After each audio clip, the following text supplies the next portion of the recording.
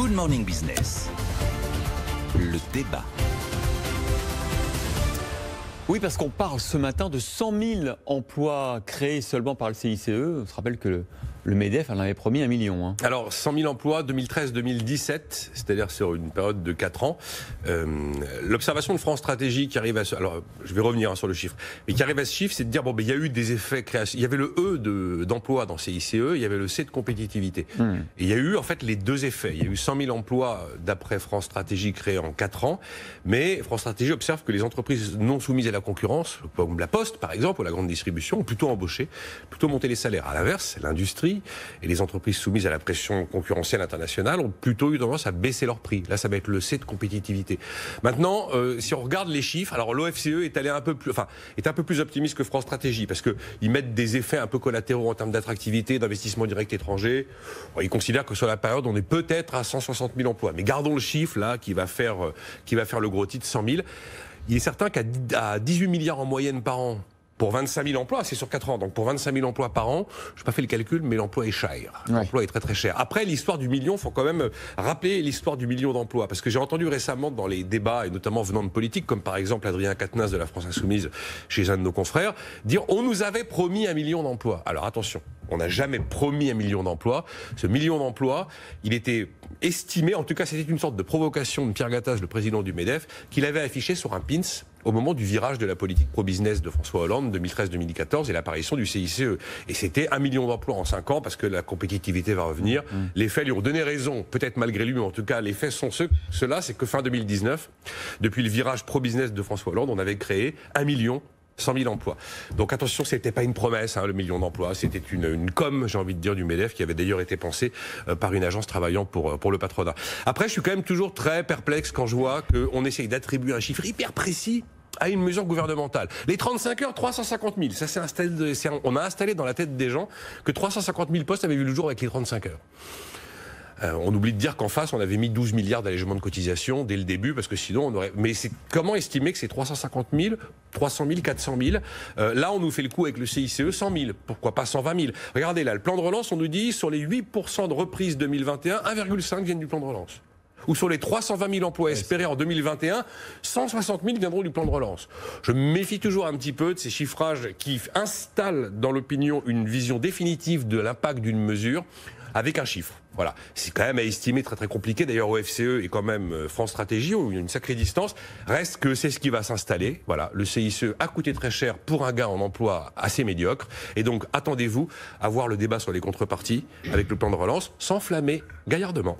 Comme celui sur les sites industriels qui ferment. Jean-Marc Daniel. Écoutez, par rapport à ce que vient de dire Nicolas, je serais assez d'accord avec sa conclusion sur la précision des chiffres et des évaluations d'un certain nombre de spécialistes et de groupes de recherche.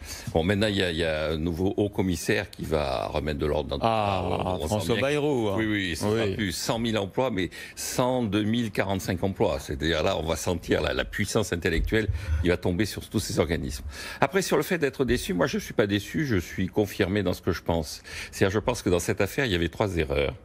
La première erreur, c'est de vouloir systématiquement détruire le financement de la sécurité sociale pour essayer d'éviter l'explosion du chômage. L'enjeu n'est pas là. Je crois que le niveau de salaire est déterminé par la productivité et donc on peut maintenir des niveaux de salaire élevés et une protection sociale élevée à condition effectivement de faire des efforts de formation, de productivité. C'est là qu'il faut faire porter l'effort et non pas dans l'organisation de la paupérisation de la population salariée par la baisse de son niveau de salaire direct ou indirect.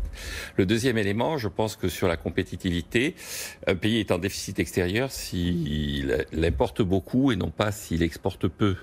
Et donc le véritable enjeu, c'est le partage entre l'épargne et la consommation. Et donc, là aussi, vouloir avoir une vision mercantiliste où il faut exporter systématiquement, c'est une vision qui est vouée à l'échec. Et puis, surtout, le troisième élément, c'est que, en économie, on parle souvent de triangle d'incompatibilité. Alors, il y a celui de Mundell sur la politique de change. Et il y en a un qui est assez célèbre, c'est vous pouvez pas avoir à la fois du pouvoir d'achat élevé, des contraintes très fortes en termes d'organisation du travail sur les entreprises et le plein emploi. Donc vous êtes obligé de faire un choix entre les trois. Vous ne pouvez avoir que 2 sur 3. Donc si vous décidez d'avoir un niveau de contraintes très élevé avec le plein emploi, c'est l'Europe de l'Est des années 60, c'est le système communiste. À ce moment-là, vous avez peu de pouvoir d'achat. C'est la Pologne avec les queues. Et... Si vous décidez d'avoir le plein emploi et un pouvoir d'achat élevé, il faut lever les contraintes sur l'organisation du travail. C'est plutôt le modèle anglo-saxon que l'on désigne avec un terme infamant, c'est le modèle néolibéral. C'est encore pire que libéral, c'est néolibéral. Et puis vous avez le choix où vous voulez maintenir des niveaux de salaire élevés et des contraintes très fortes sur les entreprises et vous avez du chômage. C'est le modèle français. Oui. Et donc de temps en temps, on essaie de le corriger en baissant les salaires, en se disant on va se rapprocher quelque part du modèle des démocraties populaires. La bonne solution, c'est de lever les contraintes sur la formation du salaire et il faut réduire le code du travail. C'est un sujet structurel, hein, ce que raconte Jean-Marc. Il dit que ça fait 20 ans qu'en France, on augmente les salaires plus que la productivité. Donc quand vous devez ajuster, vous ajustez par l'emploi. Et donc à ce moment-là, ça nous ramène à cette fermeture d'usines et vous dites qu'en France, on veut le beurre et l'argent du beurre et c'est pas possible. Exactement. Ça nous ramène à cette histoire du chômage de masse dont parlait Emmanuel Macron, qui serait un choix politique, un choix français, et c'est assez vrai. Le beurre et l'argent du beurre, en économie, ça s'appelle l'incompatibilité. Tout est dit.